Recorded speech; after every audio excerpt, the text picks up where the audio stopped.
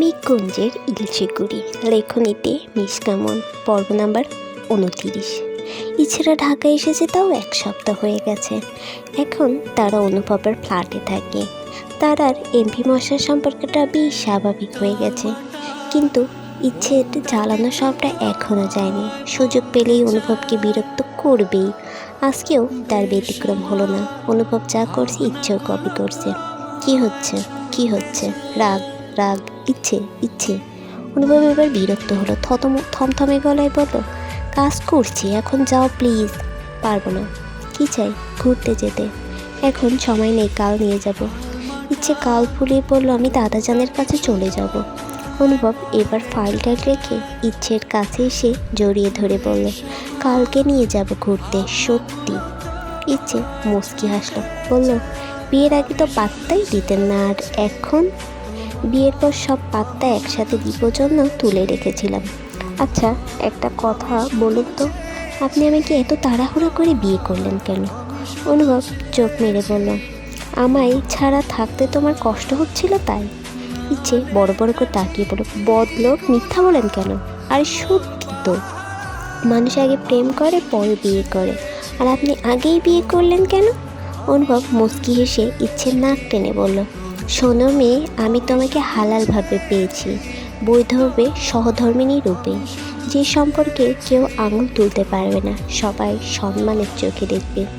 ইচ্ছের সিরিয়াস কথা শুনলে হাসি পায়, এখনও পেল, তাই হাসতে হাসতে বলল, ও মা গো, টুরু লাভ। অনুভব রাগি চোখে তাকাতেই বলল, একটা কবিতা শুনবে? না। আরে শুনুন। বলো। না থাক, এখন মনে পড়ছে না। আচ্ছা, একটু সাধলে না। অনুভব বিরক্ত হয়ে কিছু না বলে তাকিয়ে রইল। ইচ্ছে মুচকি এসে বলল, রাস্তাঘাটে চলছে টাক, এমপি মশাইয়ের হয়েছে, করছে রাগ। ইচ্ছের ভুলভাল কবিতা শুনে অনুভব হেসে ফেলল। তাদের খুনছুটিময় দিনগুলো ভালোই কাটছে। ভার্সিটি শেষে ইচ্ছেদের আজকে রিকশায় উঠতে ইচ্ছে করলো না, তাই ফুটপাথ ধরে হাঁটা ধরলো। ওই চুপচাপ রাস্তা দিয়ে হাঁটছে। ইচ্ছে বকবক করছে, কিন্তু সেদিকে তার কোনো মনোযোগ নেই। তার মনে পড়ে আসে অন্য জায়গায়। আজ 1 সপ্তাহ হলো রঙ্গনের কোনো খোঁজ খবর নেই। সেদিনের কথাগুলো বলার পর রঙ্গন আর কল করেনি। ওহিও তার জেদ ধরে রাখতে কল করেনি। হুট করে ইচ্ছে দাঁড়িয়ে পড়ল। ওই হেঁটেই চলেছে। তার সাথেরটা যে পিছনে রয়ে গেল সেদিকে তার কোনো খেয়াল নেই। ইচ্ছেও কিছু না বলে দাঁড়িয়ে রইল। ওহি কিছুটা দূরে গিয়ে ইচ্ছের কথার শব্দ না পেয়ে পেছনে ঘুরে তাকালো। দেখলো ইচ্ছে কোমরে হাত দিয়ে তার দিকে তাকিয়ে আছে। ছুটে গিয়ে বলল, কী রে, দাঁড়িয়ে আসিস কেন? শখে। এটা কেমন শখ? ইচ্ছের শখ। বেশ ভালো কথা, এখন চল। না। কেন? তোর সমস্যা কি? কিসের সমস্যা? আমার কোনো সমস্যা নেই।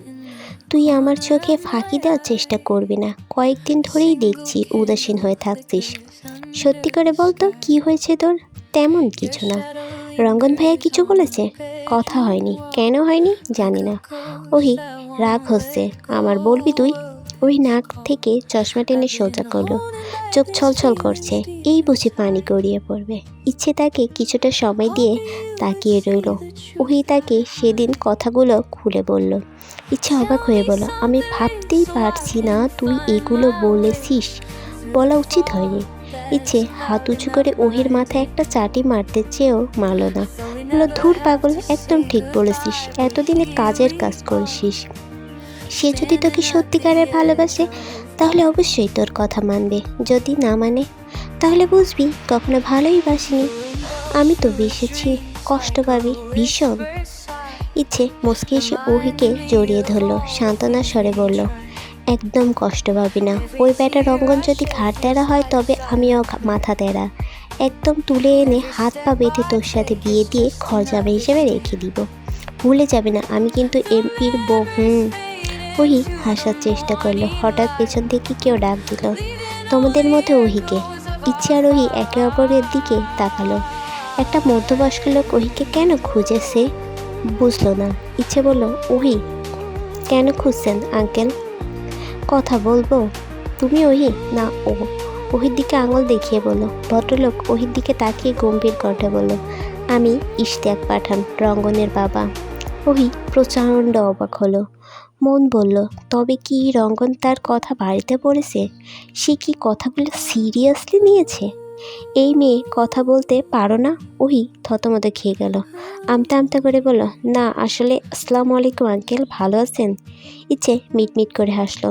ইশতিয়াক পাঠান থতমত গলায় জবাব নিয়ে বললেন, এত পরে? ওহি উত্তর করল না, মাথা নত করেই রইল। ইচ্ছে আবার কিছু বলতে চাইল, কিন্তু তাকে হাত দিয়ে ইশারা করে চুপ থাকতে বলল ইশতিয়াক পাঠান। অতঃপর বলেন, আমি সোজা কথা সোজাভাবেই বলতে পছন্দ করি। আমি জানি তুমি ভদ্র পরিবারের মেয়ে, তাই ভদ্রভাবেই বলছি। তুমি রঙ্গনকে ভুলে যাও, তার সাথে আর কখনো যোগাযোগ করো না, নইলে এর ফল ভালো হবে না। তার সাথে তোমার যায় না। এমন কটু কথায় অপমানে ওহির চোখ দিয়ে পানি গড়িয়ে পড়তে শুরু করলো। ইচ্ছে রেগে গেল। ওহির হাত শক্ত করে ধরে বলল, এটা আপনার কথা নাকি রঙ্গন ভাইয়ার কথা? আমার কথা। আপনার কথা আপনার ছেলে পালন করে? ইশতিয়াক পাঠান কিছুটা ভাবাচোকা খেয়ে গেলেন। ইচ্ছের দিকে আর চোখে তাকিয়ে মিথ্যা বলেন, হ্যাঁ অক্ষরে অক্ষরে পালন করে। ও, তাহলে আপনি বুঝি তাকে বখাটে হতে বলেছিলেন? ইশতিয়াক পাঠান তাজ্জব বনে তাকিয়ে রইল। বিব্রত বোধ করে বললেন, না, আপনার কথায় ভেজাল আছে। তুমি জানো আমি কে? এই তো বললেন রঙ্গন ভাইয়ার বাপ। এত তাড়াতাড়ি ভুলে যাব? আমার স্মৃতিশক্তি এত খারাপ না। ইশতিয়াক পাঠান রাগ কন্ট্রোল করতে পারলেন না, বললেন, তোমাকে তো আমি দেখে নিব। আরে থামুন তো, আমি অনুভব মির্জার বউ, এমন হুমকিতে আমি ভয় পাই না। বলেই ওহির হাত ধরে টানতে টানতে নিয়ে গেল। ওহি শুধু একটা পর চশমা সরিয়ে চোখ মুছছে। বাসায় ফিরে এসে ইচ্ছে টেনশনে পড়ে গেল। মনে মনে ঠিক করলো, একা কেন টেনশন করবে, ফোন করে রঙ্গনকে জানিয়ে দিল। অতঃপর আবারও চিন্তা করতে বসলো। রঙ্গন রাগে বাসার জিনিসপত্র ভাঙতে শুরু করলো। ঢাকায় আসলে সে তার চাচার বাসাতেই থাকে, যদিও এই বাসায় এখন তার আর সে ছাড়া কেউ থাকে না। রাগ কন্ট্রোল করতে না পেরে নিজের চুল ধরে টানতে শুরু করলো। কিছু সময় পরে কাউকে কল দিয়ে জোরে চেঁচিয়ে বলল, ইশতিয়াক পাঠান, বড্ড বেশি করে ফেলছেন আপনি। আমার জীবনের সুখ আপনার সহ্য হয় না, তাই না? প্রথমে মা, পরে চাচা চাচি, অনুভব, সবাইকে কেড়ে নিয়েও আপনার শান্তি হয়নি। এখন ওহিকেও সরাতে চাইছেন? তবে জেনে রাখুন, এবার আর রঙ্গন আপনাকে ছাড়বে না। কথাগুলো বলেই ফোন কেটে রেখে দিল। ওপাশে কথা শোনার প্রয়োজন মনে করল না। মাথা ঠান্ডা করে ওয়াশরুমে গিয়ে শাওয়ার নিচে বেশ কিছু সময় বসে রইল। শরীরে ঠান্ডা লাগতেই চেঞ্জ করে বিছানায় এসে টান হয়ে শুয়ে পড়ল। মনে মনে ভাবল, নিশ্চয় মেয়েটা কান্না করছে। সাথে সাথে উঠে বসে তাকে কল দিল। এতদিন পরে রঙ্গনের ফোন থেকে ওহি কেটে দিল। টানা 10 বার কল কাটার পর রিসিভ করে কান্নায় মিশ্রিত কণ্ঠে বলল, কী সমস্যা, এতবার কল কেন দিচ্ছেন? কাঁদছিস কেন? এমনি। আপনি কিছু বলবেন? কিছু না বললে কথা বলবি না? না। কেন? আপনার বাবা আমায় পছন্দ করে না। সে তো তোর ভাইও আমায় পছন্দ করে না। আমি কিভাবে কান্নাকাটি করি? আপনি আর আমি আলাদা, চল এক হয়ে যায়। মানে? ওহির কথা সম্পূর্ণ না করতে দিয়ে রঙ্গন বেশ শান্ত গলায় বলল, আমার একটা চাকরি হয়েছে। এই কয়েকদিনে এর থেকে ভালো চাকরি আর পাইনি। বেতন একটু কম, তবে তোর চাওয়া পাওয়া পূরণ করার মতো। 7 দিন একটাও সিগারেট খাইনি। এবার তো বিয়ে করবি, তাই না? তোর ভাইকে বলে রাখিস রঙ্গন পাঠান আসছে তার বউ নিতে।